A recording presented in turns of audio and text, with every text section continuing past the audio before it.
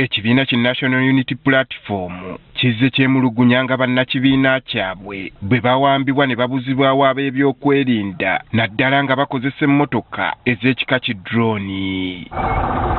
Kino kyaleetedde n'akulira oludda oluvuganya mu Paalamenti Joel Ssennyonyi okwekubira enduulu eri Paalamenti y'eggwanga olunaku olw'eggulo nga yeemulugunya ku ngeri bannakibiina kyabwe gye bakwatibwamu. Tuwulira poliisi n'amagye batya ne baga nti gavumenti tewamba bantu ebakwata bukwasi arrest naye bo kye bakola kikontana n'amateeka akawaayiro namba 23.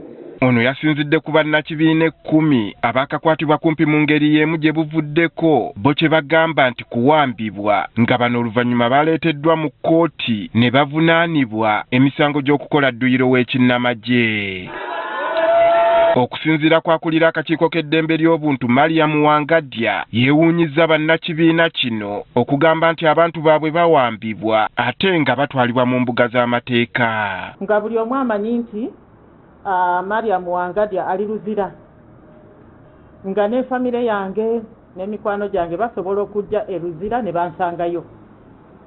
Ekyo sikkiriza nti ekyo kuba kuwamba muntu, mba siwambiddwa naye mba nakwatibwa. Ono ategeezezza ng'abagamba nti abantu baabwe bawambibwa buwambibwa bwe bataba bato mu myaka tebamanyi byafaayo. Siri muto nnyo, naliwo mu myaka gye7 nendaba abantu abawambibwa ne bataddamu kulabikako oleme kuzaanyira mu bigambo ekigambo ng'ekyokuwambibwa.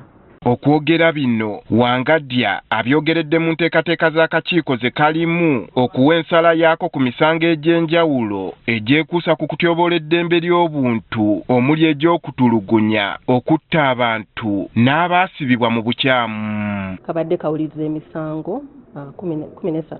Akakiiko kategeezezza ng'okukandaalirira kw'emisango gino bwe kyava ku buvujjirizi okuba obutono nga kati baaweereddwa ensimbi okuddamu okukakkalabya emirimu. Tufuba nnyo okulaba nti emisango gino emikadde tugiggyawo kubanga kati engeri gye tulina budget tusobola ogiwulira twagala tugiggyewo tubeere at least tusigale nga emisango bwe tugamba nti emisango mikadde at least nga myaka 2. Egimu ku misango egiweereddwako ensala kwe kuli ogwa munnamagye Etienne Felix eyakubibwa munne William Eddewa amasasi agaamuttirawo bwe baali mu kutendekebwa mu disitulikiti y'e Nakaseke. Abooluganda lwe nga bakulembeddwamu muganda wa taata we Etienne Bernard beekubira enduulu eri akakiiko kano nga baagala baliyirirwe omulina okussa ku nninga gavumenti emalirize emirimu omugenzi gye yali atandiseeko. Kkooti bwe yatudde nezuula nti eyaleeta omusango guno Etienne Bernard yaguleeta mu bukyamu kubanga ng'oluganda lwe ku Private Felix Etienne lulimu okubuusabuusa. I'm a brother to the late. How do you call it in your language? Wabula oluvannyuma lw'okunoonyereza akakiiko kalagidde ab'emulugunya batwalibwe mu mbuga z'amateeka oluvannyuma lw'okubuzaabuza ne babawa obujulizi obw'obulimba nga mu bimu bye baazuula baakizuula nga bano si be balina okuliyirirwa nga n'omwana gwe baaleeta nti ye mulekwa teyali wa mugenzi. Bino ebintu Etienne Bernard bye yakola okujja n'alimba mu kkooti n'aleeta empapula nga ziri mu forgeries.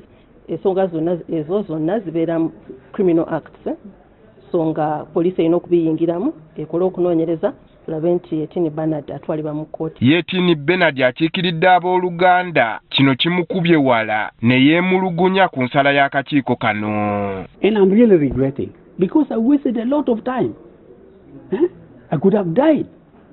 You people, I'm going to convene a meeting and I'm going to be, in any case, we are even going to N'olunaku olw'enkya akakiiko kano kaakuwa ensala yaako ku misango emirala n'oluvannyuma keeyongereyo mu bitundu by'eggwanga ebirala.